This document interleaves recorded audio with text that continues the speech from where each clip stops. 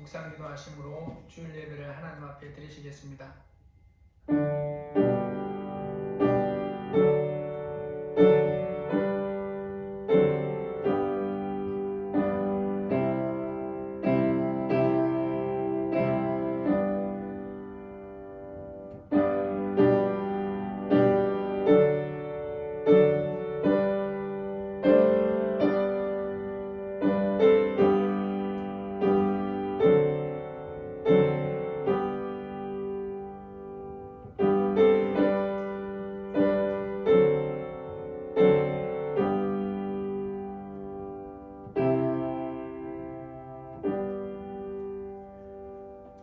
예수께서 이르시되 내 마음을 다하고 목숨을 다하고 뜻을 다하여 주 너의 하나님을 사랑하라 하셨으니 이것이 크고 첫째 되는 계명이요 둘째도 그와 같으니 내 이웃을 내 자신같이 사랑하라 하셨으니 이 두 계명이 온 율법과 선지자의 강령이니라.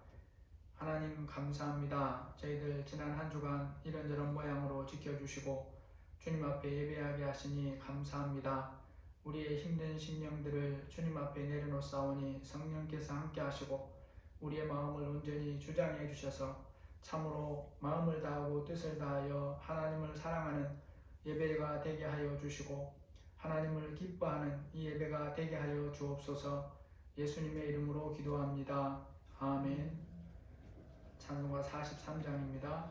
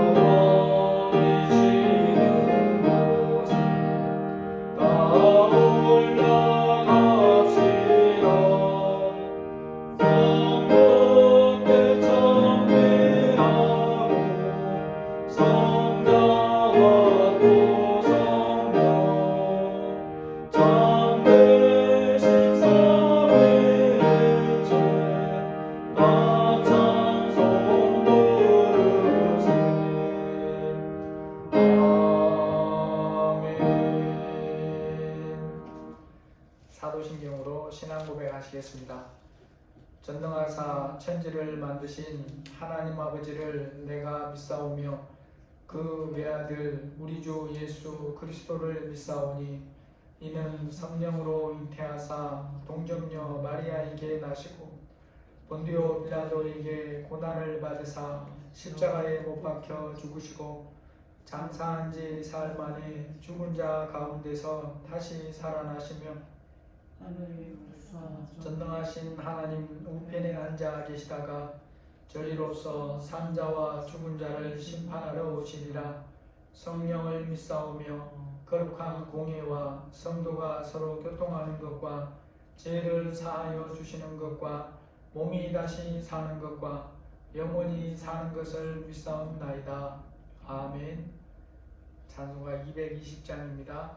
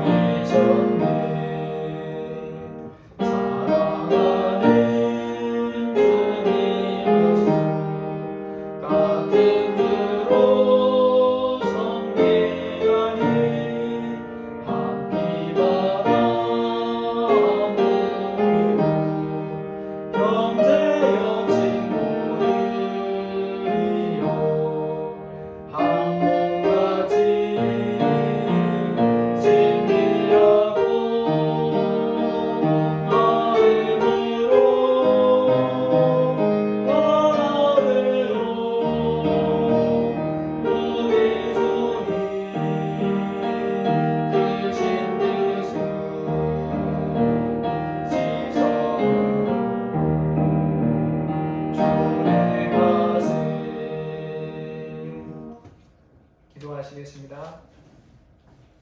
하나님 아버지 감사합니다. 저희들 지난 한 주간도 하나님의 은혜 안에 지켜주셔서 또 잘 보호하여 주시고 이 시간 주님 앞에 예배할 수 있도록 도와주시니 감사합니다. 우리 성도들 어디에 있든지 예배하는 자리에 있게 하여 주시고 예배를 통해서 하나님께 영광 돌리게 해 주시기를 기도드립니다. 예배를 통해서 하나님이 영광을 받아 주시고 우리에게 크신 은혜를 부어 주시기를 기도합니다. 하나님, 특별히 저희들이 지금 사회적으로 매우 어려운 그런 여건 속에서 또 살아가면서 그리스도인의 사명을 감당하고 있습니다. 하나님, 저희들을 불쌍히 여겨주시고 하나님의 은혜가 없이는 살 수 없사오니 도와주시기를 기도합니다. 우리 성도들의 가정과 또 자녀들을 기억하여 주시고 하나님의 은혜 안에 이 어려움의 시간들을 믿음으로 잘 통과할 수 있도록 도와주옵소서. 우리 성도들의 직장과 사업장 위에 함께하여 주시기를 기도드립니다. 하나님께서 보호하여 주옵소서. 아버지 하나님, 특별히 우리 어린 자녀들부터 공부하는 자녀들, 앞날을 위해 주님 앞에 또 길을 묻고 기도하는 자녀들 하나님이 세밀하게 살피시고 보호하여 주시기를 기도드립니다. 우리 성도들의 가정의 앞날을 인도하여 주시고 하나님의 은혜를 따라 날마다 나아갈 수 있도록 도와주시옵소서. 어떤 환경을 만나든지 하나님의 말씀을 붙들고 분명한 말씀을 믿음으로 고백하며 삶에서 고백하는 우리의 삶이 다 되게 하여 주시기를 기도합니다. 반석교회와 성도들을 향하신 하나님의 뜻이 온전히 이루어지게 하여 주옵소서. 또 하나님, 힘돌 수평 좋은 교회와 또 필리핀의 김재생 선교사님과 그 가정의 사역을 통해서 하나님이 영광 받아주시고 우리에게 주신 귀한 사명들을 힘써 함께 잘 감당해 나갈 수 있도록 도와주시기를 기도합니다. 아버지 하나님, 우리가 살고 있는 이 나라 대한민국을 위해서 기도합니다. 불쌍히 여겨주시고 이 코로나가 속히 종식되게 해주시기를 기도합니다. 그래야 해서 하나님, 주의 백성들이 서로 얼굴을 보며 하나님 앞에 예배하고 서로 사랑하며 격려하며 세우는 귀한 사명, 섬김의 사명을 잘 감당해 갈 수 있도록 은혜 위에 은혜를 더하여 주시기를 기도드립니다. 주님이 함께하여 주옵소서. 특별히 일선에서 이 질병 또 하나님 막기 위해서 치료하기 위해서 감당하는 우리 모든 하나님 주의 백성들과 또 이 땅에 주의 하나님 아버지 이 사명을 감당하는 사람들을 기억하여 주시고 그들을 통해서 우리가 또한 도움을 입고 있사오니 하나님의 백성들을 위해서도 그들을 불쌍히 여겨주시기를 기도합니다.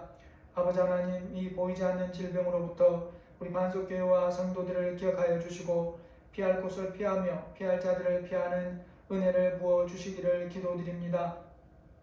아버지 하나님, 이 땅의 주의 백성들과 교회들을 불쌍히 여겨주시고 세상에서 빛과 소금된 사명을 맡겨주셨으니 우리가 말씀의 기준에 근거해서 잘 감당할 수 있도록 도와주시고 하나님의 말씀의 분별력을 가지고 사는 자들이 되게 하여 주옵소서.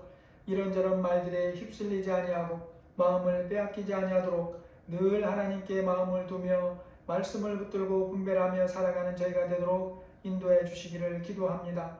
대통령, 장관들, 국회의원들을 불쌍히 여겨주시고 그들이 이 땅에 하나님의 선한 뜻을 이루는 일에 선하게 쓰임받는 자들이 되도록 은혜 베풀어 주시기를 기도합니다. 이 시간 가정에서 또 예배하며 또 하나님 말씀 듣고 함께하는 모든 이들에게 성령의 은혜가 충만하게 하여 주시고 우리의 마음과 생각들이 온전히 주님을 행하게 도와주옵소서. 우리에게 말씀을 듣게 하여 주시고 들을 귀와 깨닫는 마음을 부어 주옵소서. 예수님의 이름으로 감사하며 기도합니다. 아멘.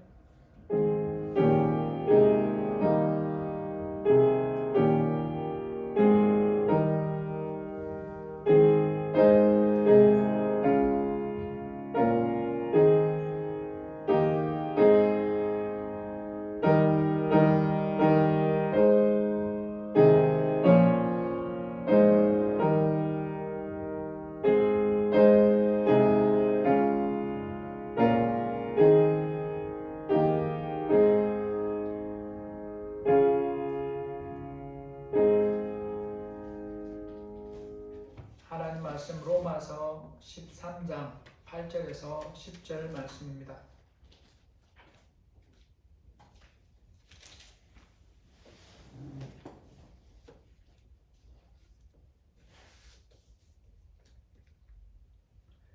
로마서 13장 8절에서 10절을 우리 같이 읽겠습니다. 피차 사랑의 빛 외에는 아무에게든지 아무 빛도 지지 말라. 남을 사랑하는 자는 율법을 다 이루었느니라. 간음하지 말라, 살인하지 말라, 도둑질하지 말라, 탐내지 말라 하는 것과 그 외에 다른 계명이 있을지라도 내 이웃을 내 자신과 같이 사랑하라 하신 그 말씀 가운데 다 들었느니라. 사랑은 이웃에게 악을 행하지 아니하다니 그러므로 사랑은 율법의 완성이니라. 아멘. 직장을 다니거나 사업을 하는 사람에게 앞으로 3개월 후에 10일간이라는 자유시간이 주어진다는 것이 결정되었다면 어떻게 할 것 같습니까? 모두가 그 시간을 어떻게 사용할 것인가에 대해서 미리부터 생각하고 계획을 세울 것이라고 생각해 봅니다. 각자의 처한 행편에 따라서 그 시간을 어떻게 사용할 것인가는 다르겠지만 그 주어지는 시간을 어떻게 사용할 것인가 생각하면서 계획하는 것은 누구나 다 같을 것이라고 생각을 해보는 것입니다. 왜냐하면 그러한 정도의 긴 시간이 결코 자주 오는 것은 아닙니다. 우리나라 휴가 문화에서 보면 지난 10년 동안, 아니 평생 동안 이런 정도의 시간을 사용할 기회가 한 번도 주어지지 않은 사람이 너무나 많습니다. 저도 아직까지 이런 시간들을 한 번도 받아보지 못했습니다. 가져보지를 못했죠. 학교가 아닌 직장이나 다른 사업을 하는 사람들에게 하던 일을 그만두지 않는 이상 이런 정도의 쉬는 기회는 그렇게 주어지는 시간이 기회가 쉽지 않습니다. 그래서 잘 사용하기 위해서 계획을 세울 것이다 라는 거죠. 그러면 그렇게 미리 정해진 시간, 주어진 시간에 대한 계획을 세우면 그 계획한 대로 다 이루는 사람은 또 얼마나 될 것 같습니까? 아마도 일부를 이루는 사람들은 많겠지만 전부를 이루는 사람은 적을 수 있습니다. 어떤 경우에는 시작도 못 해보고 취소될 수도 있습니다. 먼 앞날도 아니고 특정한 시간, 앞으로 3개월 안에 주어질 10일이라고 하는 시간에 대한 계획도 다 이루지 못하는 경우가 많고 심지어 시작하기 전에 취소되는 경우도 있다는 것입니다. 이런 비슷한 일을 경험하는 부분에서 저희 집 아이도 그렇습니다. 성인이 학교 생활을 보면 바로 그 1년 앞 학생에게만 비교해 보더라도 특별히 다른 부분이라고 볼 수 있는 것들이 여러 가지가 있습니다.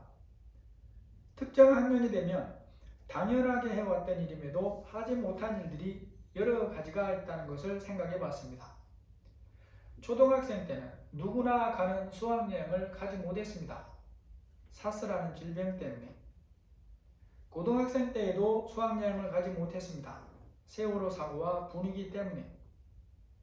대학교 졸업식은 코로나라는 질병 때문에 연기되다가 결국 취소됐습니다. 신학대학원 1학년은 기숙사 의무 입사인데 집콕을 하고 보내는 중입니다. 그래서 제 아내가 음식 해주느라고 상당히 고생하는 것 같습니다. 그런데 두 아이들은 그 고생하는 것을 별로 모르는 것 같고 저도 잘 모르고 있는 것 같습니다. 여러분, 그런데 이런 일은 성인들보다 1년 빠른 학생들에게는 누구나 하는 일이었어요. 특별한 계획 아예 세우지 않아도 정해진 일이었습니다. 그런데 불과 1년 후배들에게는 하고 싶어도 할 수 없는 일이 됐어요. 하기를 간절히 원해도 할 수 없는 일이 됐어요. 그렇다면 인생의 먼 앞날에 대한 계획이 실제로 이루어지는 것은 어떠하겠습니까? 이러한 것에는 비교할 수도 없겠죠. 오늘 이 시간 살펴보고자 하는 말씀의 교훈 중에 하나는 예수님을 믿어 그리스도인이 된 후에 하나님이 명백하게 순종하라고 주신 말씀을 순종하면서 사는 부분에 대해서 생각해 보고자 합니다. 굳센 믿음을 가지고 살면 분명하게 주신 말씀에 대해서 분명하게 순종하며 살 수 있을까요? 사람 수준에서 손에 잡힌 계획도 그것을 이루면서 사는 것이 때로는 어렵습니다. 말씀에 분명하게 이러이러한 것에 순종하라고 주신 말씀임에도 불구하고 그것들을 다 순종하며 사는 것은 불가능한 일입니다. 하나님께서 사람에게 요구하는 수준은 하나님의 수준입니다. 그러니까 사람들이 생각하는 수준하고는 차원이 달라요. 그래서 하나님께서 사람에게 요구하는 수준의 삶은 사람의 힘만으로는 살아갈 수가 없습니다. 불가능하죠. 그러한 것이 사람의 분명한 한계인데 하나님이 성경에 보니까 뭐라고 말씀하느냐? 마태복음 5장 20절에 보면 내가 너희에게 이르노니 너희 의가 서기관과 바리새인보다 더 낫지 못하면 결단코 천국에 들어가지 못하리라. 여기에 대해 이 시간 살피는 본문 8절에서는 이렇게 말씀합니다. 피차 사랑의 빛 외에는 아무에게든지 아무 빛도 지지 말라. 이것들이 담긴 교훈이 무엇입니까? 하나님의 자녀가 세상에서 사는 동안 사랑의 빛을 지는 것 외에는 율법을 다 이루고 살아야 된다는 말씀입니다. 하나님의 말씀을 다 이루면서 사는 것은 사람에게 불가능한 일입니다. 그럼에도 하나님은 우리에게 이러한 삶을 살아야 한다라고 분명히 말씀하는 거예요. 천국에 갈 사람에게 이것은 반드시 이루며 살아야 할 말씀이라는 것을 가르치려고 예수님이 제자들에게 이렇게 말씀하는 것이 있습니다. 내가 너희에게 이르노니 너희 의가 서기관과 바리새인보다 더 낫지 못하면 결단코 천국에 들어가지 못하리라. 하나님 자녀된 후에 남은 삶을 살아가는 동안 하나님이 분명하게 순종하라고 주신 말씀을 순종하면서 사는 부분에서 우리에게 요구하시는 의의 수준입니다. 너희가 서기관과 바리새인보다 더 낫지 못하면 결단코 천국에 들어가지 못하리라 라고 하는 수준을 우리에게 요구하시는 겁니다. 이 말씀은 언제 누구에게 하신 것인가를 알아야 됩니다. 예수님이 이 땅에 계시던 때에 제자들에게 진리를 가르치기 위해 하신 말씀입니다. 하나님께서 천국에 가기 원하는 사람, 즉 예수님이 이 말씀을 하시던 당시 예수님을 믿고 따르던 제자들에게 요구하시는 의의 수준의 최소 기준입니다. 너희 의가 서기관과 바리새인보다 더 나아야 한다라는 거죠. 그들보다 더 낫지 않으면 간신히 천국에 들어가는 것이 아니라 가능성이 제로라는 것입니다. 결단코 천국에 들어가지 못한다. 예수님이 제자들에게 말씀하신 보이는 부분에 있어서 의의 최소 기준은 다른 주변에 믿는 사람이거나 제자들이 알고 있는 어떤 사람이 아니에요. 그 당시 유대 사이에서 율법을 지키는 면에서 모든 사람들로부터 인정받고 존경받는 서기관과 바리새인들이 최소 기준이 됩니다. 성경에서 보는 서기관과 바리새인들, 우리는 사실 그들에 대해서 인상이 좋지 않습니다. 마음이 좋지 않아요. 그러나 그 당시 유대인들이 보기에 율법을 행하는 면에 있어서는 전혀 다릅니다. 간략하게만 살펴보더라도 그들이야말로 존경받아 마땅한 수준이고 존경받고 있는 사람들이에요. 여호와 이름을 부르는 면에서부터 남다릅니다. 서기관들은 성경을 옮겨 써서 후세에게 전하는 사람들입니다. 그런 그들이 성경을 옮겨 쓰다가 여호와라는 단어가 나오면 멈추고 목욕을 하고 와서 썼다는 기록들이 있어요. 그렇게 할 정도로 하나님에 대한 지극한 경외심을 가지고 있는 사람들입니다. 생활하는 중에 감히 하나님의 이름을 입에 올리지 않는 것은 당연한 것이에요. 율법을 지킬 때에 글자 그대로 철저하게 지키려고 많은 노력을 했습니다. 안식일에 걷는 거리가 얼마 정도까지 가능할 것인지, 들고 옮길 수 있는 질문, 무게는 얼마까지 가능한 것인지, 이런 것을 장로의 기준으로 만들어 놓은 것은 처음부터 그것으로 사람들을 구속하려고 한 것이 아닙니다.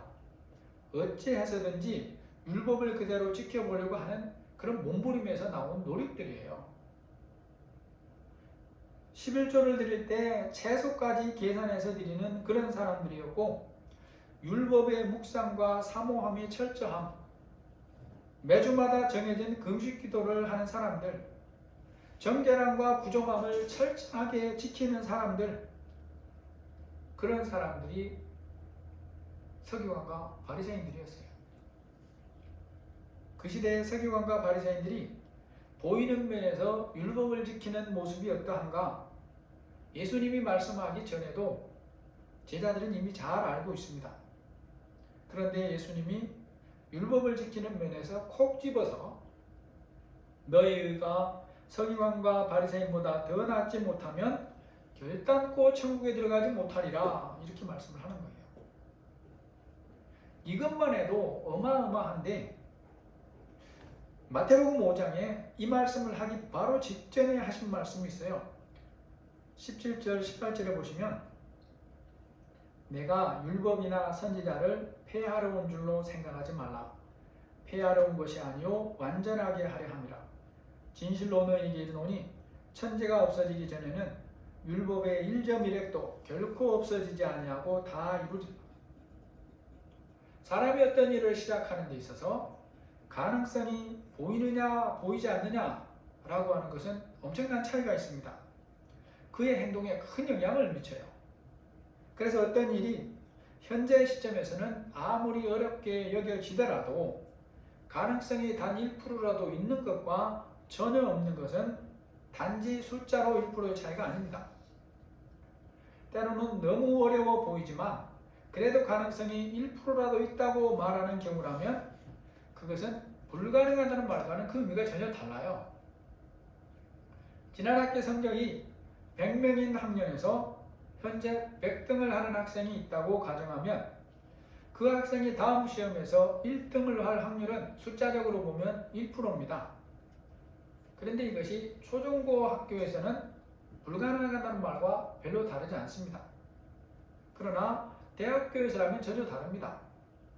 동일한 입시 과정을 거쳐서 들어온 100명이라면 그 사이에 등수가 99등이나 차이가 나지만 실제 실력에서는 전혀 그렇지 않아요. 퍼센트로는 1%지만 그래서 100등도 다음번 시험에서 얼마든지 1등 할 수 있어요. 불과 몇 점 차이일 뿐이기 때문에 그렇습니다. 그런 경우와 같이 사람이 어떤 일을 시작할 때 때로 아무리 어려워 보여도 가능성이 작게라도 있으면 희망을 가집니다. 가능성이 있기에 시작을 하는 거예요. 눈에 보이는 차이가 엄청나게 커 보여도 실제에서는 다를 수 있습니다. 그러므로 1%의 가능성만 있어도 시작하는 일이 있어요. 그런데 예수님이 제자들에게 하신 이 말씀은 의미가 너무도 다릅니다. 이런 말씀 앞에서 우리가 무슨 작은 가능성이라도 찾을 수 있냐는 겁니다. 너희 의가 서기관과 바리새인보다 더 낫지 못하면 결단코 천국에 들어가지 못하리라. 진실로 너희에게 이르노니 천지가 없어지기 전에는 율법의 1.1획도 결코 없어지지 아니하고 다 이루리라. 이것이 뭔 뜻이냐라는 것입니다. 하나님께서 모든 사람에게 율법을 지키도록 요구하시는 수준을 말씀합니다. 1.1획도 빼놓지 않고 지키도록 요구한다는 거예요. 그래서 쉬운 예로 서기관과 바리새인들이 율법을 지키는 수준보다 제자들의 수준이 더 높지 않으면 결단코 천국에 들어갈 수 없다라고 말씀하는 것입니다. 안타깝지만 제자들이 이후의 삶에서 모든 말씀을 지키면서 사는 면에서 서기관과 바리새인보다 나을 가능성은 1%도 없습니다. 그러한 것이 사실인데 예수님의 기준은 서기관과 바리새인들이 아니라 모든 율법이다 라고 말씀하고 있습니다. 율법의 1.1획도 없어지지 않는다는 것은 그것들이 하나님의 백성의 모든 백성의 삶에 100% 요구되는 수준이라는 그런 뜻이기도 합니다. 이 말씀 앞에서 당시 제자들이 깊이 깨달아야 했던 것은 뭘까요? 0.001%의 가능성 찾기겠습니까? 그들이 깨달아야 할 것은 불가능입니다. 자기들의 힘으로는 천국에 들어갈 수 없다는 불가능을 깨달아야 하는 것입니다. 오늘 우리도 이 말씀을 통해 다시 한번 확인해야 될 영원한 진리는 제자들과 같습니다. 사람이 무엇을 하든지 얼마나 애를 쓰든지 삶으로 의로운 자가 되는 것은 불가능하다는 것입니다. 그럼에도 예수님의 요구는 바뀌지 않습니다. 내가 너희에게 이르노니 너희가 서기관과 바리새인보다 더 낫지 못하면 결단코 천국에 들어가지 못한다. 그러므로 우리는 이 말씀을 깊이 묵상하고 그 진리를 깊이 깨달아 가야 됩니다. 이것은 신약 성경과 마태복음에 최초로 등장하는 천국 입성에 관한 말씀입니다. 그래서 우리는 이 말씀이 가진 교훈을 깊이 집중해서 알아가야 되는 것입니다. 여기서부터 구원, 영원한 생명 얻음에 관한 진리가 바르게 이해되어지고 믿어야 앞으로 등장하는 무수한 구원의 도리들을 제대로 이해할 수 있게 됩니다. 더욱이 본문은 결단코라는 단어를 사용해서 이 문제의 중요성을 강조합니다. 결단코 천국에 들어가지 못한다. 성경의 가장 중요한 주제는 구원입니다. 그러므로 이 말씀은 우리가 눈을 크게 뜨고 깨달아야 되는 것입니다. 본문 말씀의 교훈을 바르게 정리하지 못하면 이후에 나타나는 구원에 관한 모든 말씀들이 혼돈 속에 빠지게 됩니다. 하나님의 교회의 생명인 구원의 문제가 매우 위태롭게 되는 거예요. 사람들 따라 주장 따라 흔들리게 됩니다.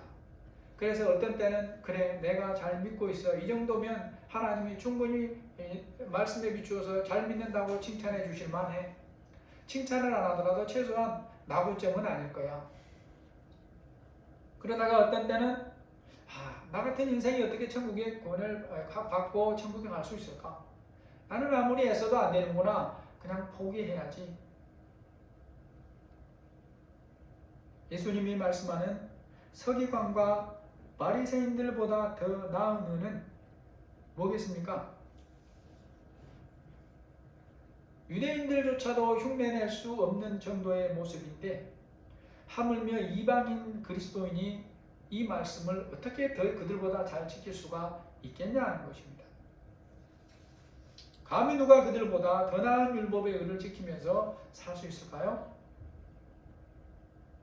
만일 이들보다 더 나은 의를 우리 자신에게 찾기로 한다면 그 누구도 이 더 나은 의를 드러낼 자가 없다는 것입니다. 그리고 결과는 우리들 중에 누구도 천국에 들어갈 자가 없다는 결론에 이르게 되는 것입니다. 인류를 구원하시려고 자기 생명까지 주시는 예수님이 이렇게 말씀하는 거예요. 그러므로 이 말씀에는 그보다 더 깊은 진리를 가지고 있다는 것입니다. 이것이 역설이라는 것도 깨달아야 돼요. 이 말씀은 영생을 얻는 진짜 진리가 무엇인가를 가르치기 위해 하시는 말씀입니다. 하나님의 말씀을 순종해야 된다는 강조도 있지만 그보다 더 중요한 것은 율법을 지킴을 통해서는 구원을 얻을 수 있는 사람이 없다는 거예요. 율법을 지킴으로가 아니라 오직 예수 그리스도를 믿음으로만 구원을 얻는다는 진리를 가르치시려고 이 말씀을 하신다는 것입니다. 영생 얻는 구원은 우리의 노력으로 되는 것이 아닙니다. 그 사람의 어떤 행위가 아니라 오직 하나님의 놀라운 은혜로만 가능합니다.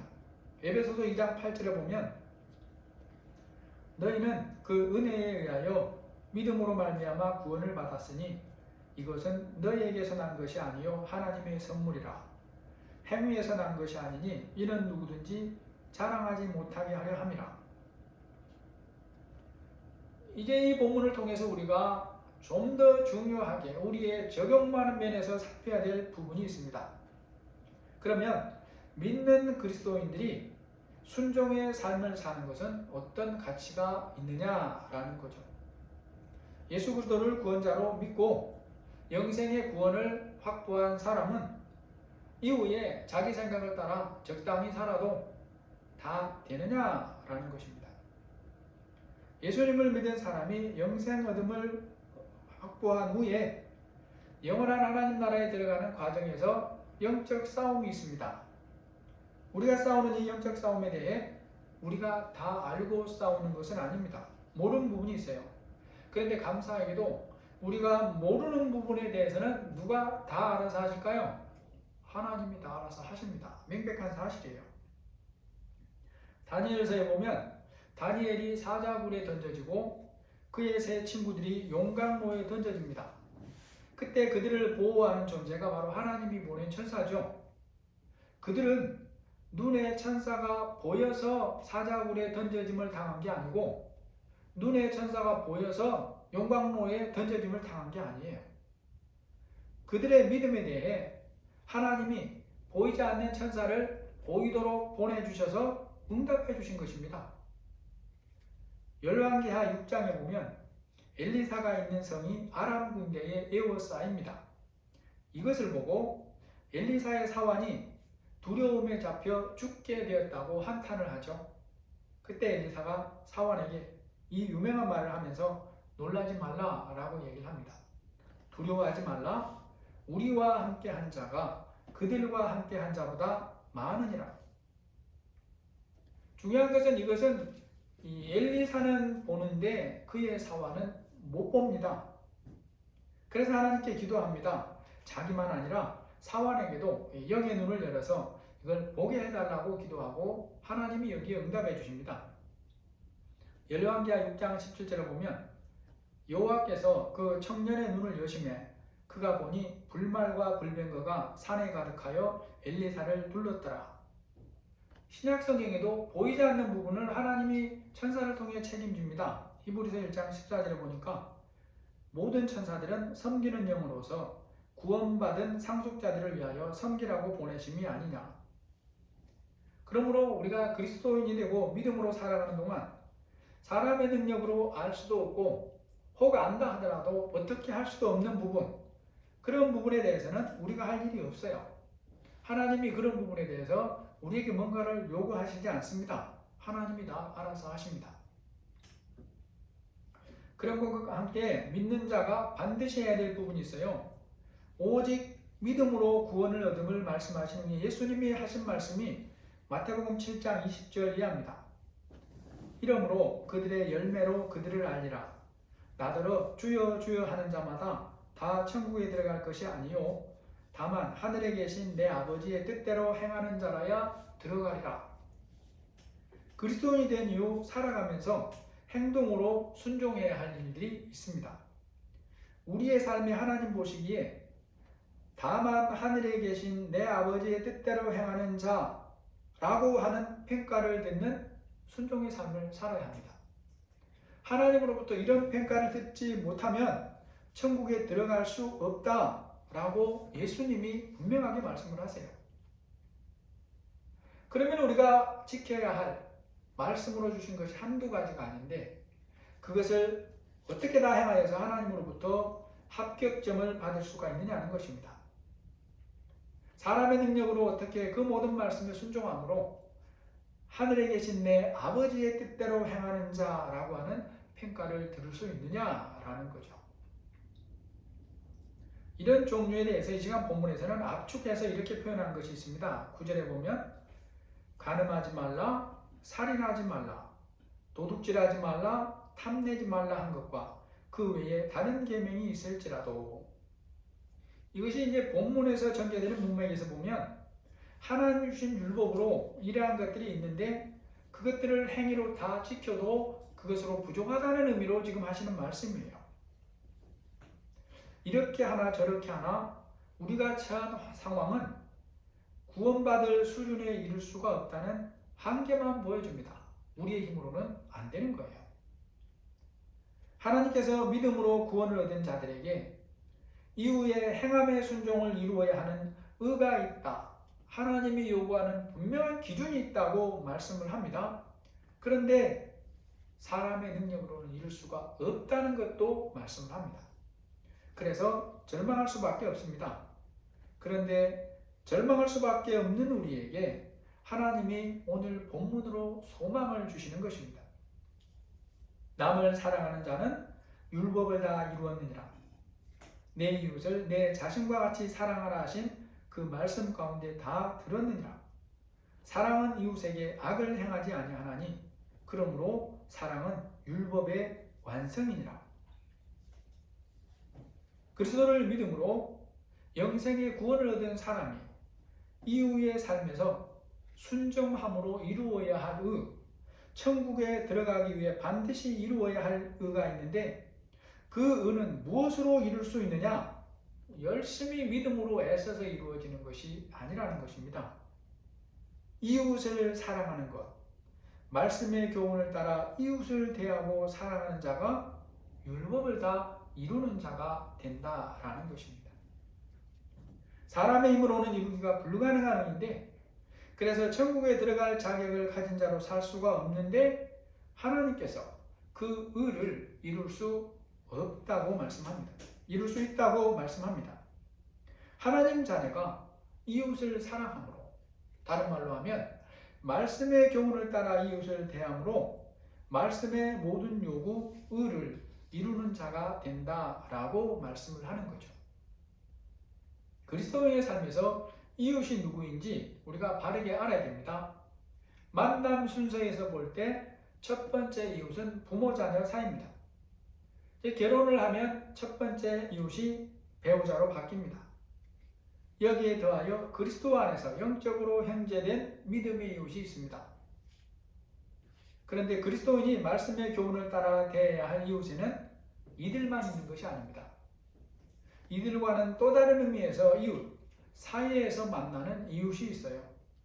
예수님은 이런 이웃에 대해서도 말씀대로 대하라고 말씀합니다. 마태복음 5장 13절 이하에 보면 너희는 세상의 소금이니 너희는 세상의 빛이라. 이같이 너희 빛이 사람 앞에 비치게 하여 그들로 너희 착한 행실을 보고 하늘에 계신 너희 아버지께 영광을 돌리게 하라.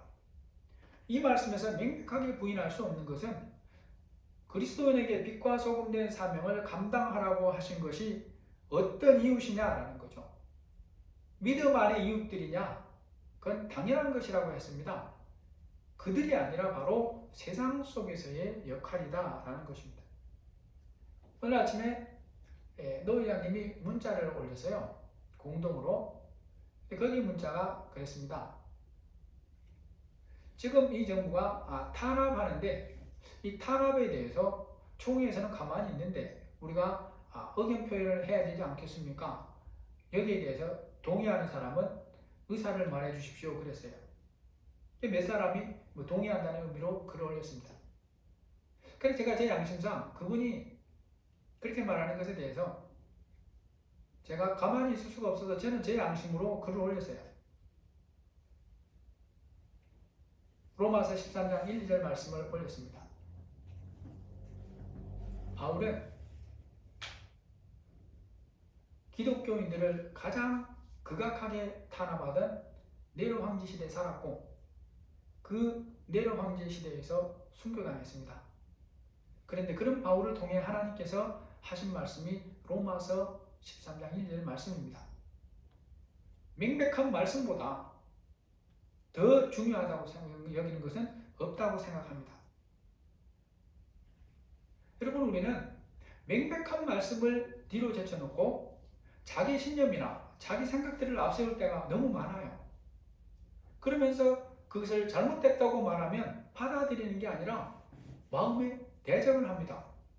당신이 얼마나 잘났다고 이렇게 말하는 거예요. 그분 개인은 얼마든지 그럴 수 있어요. 개인이 그런다는 걸 제가 뭐라 하겠어요. 그러나 노예원들에게 의견을 묻었기 때문에 저는 얘기를 한 거예요.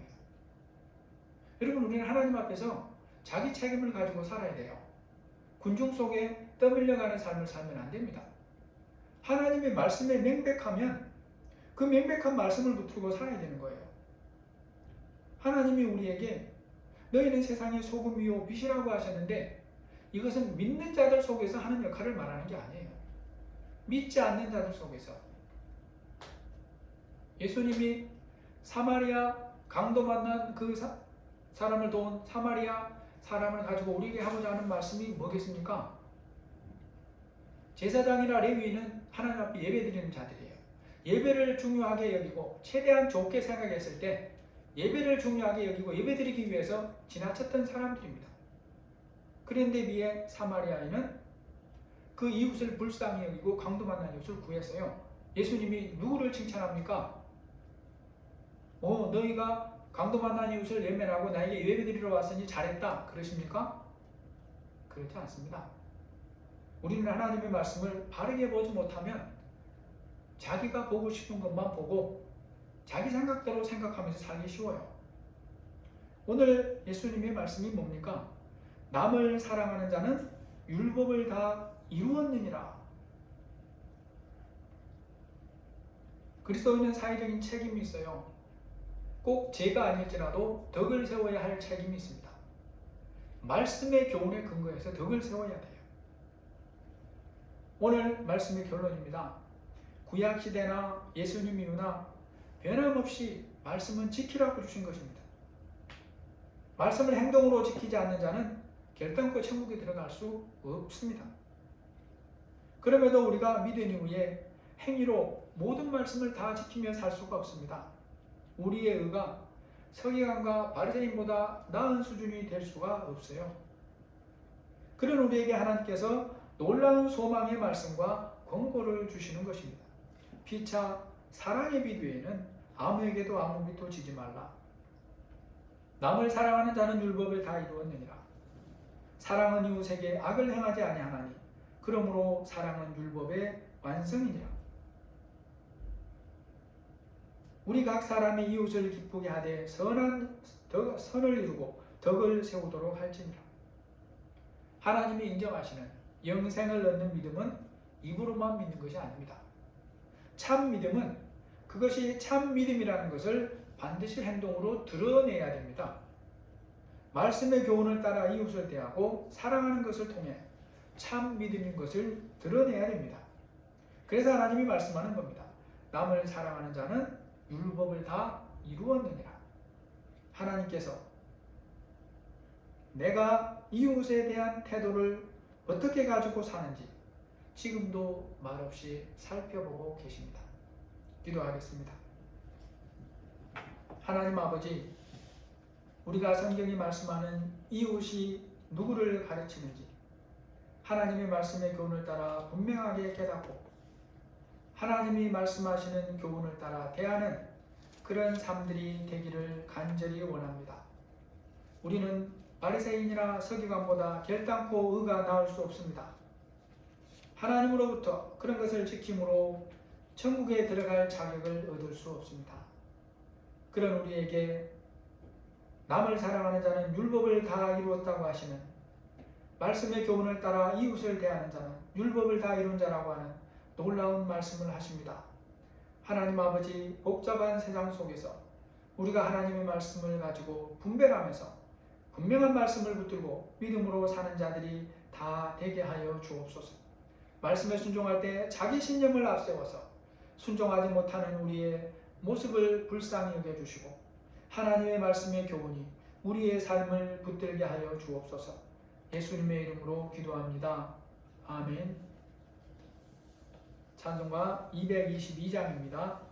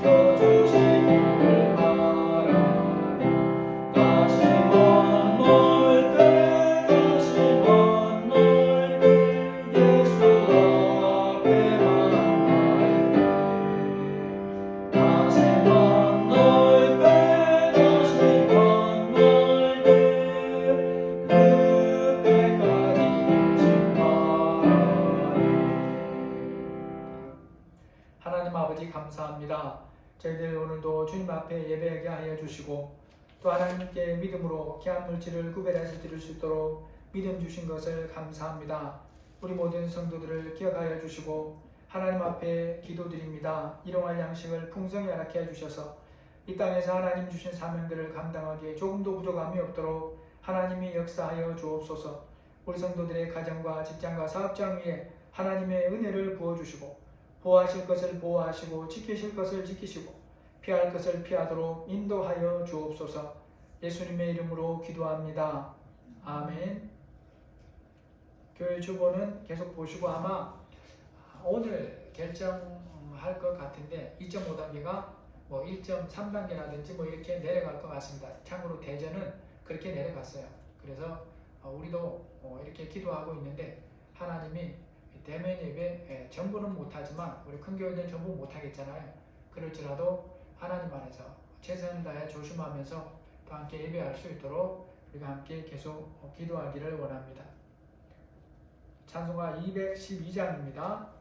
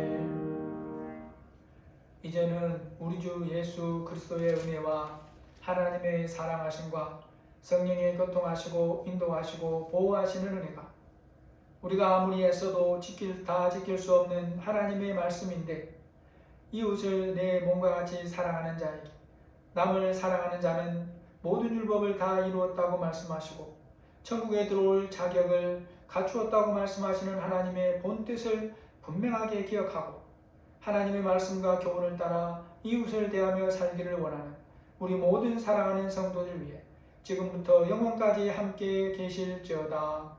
아멘.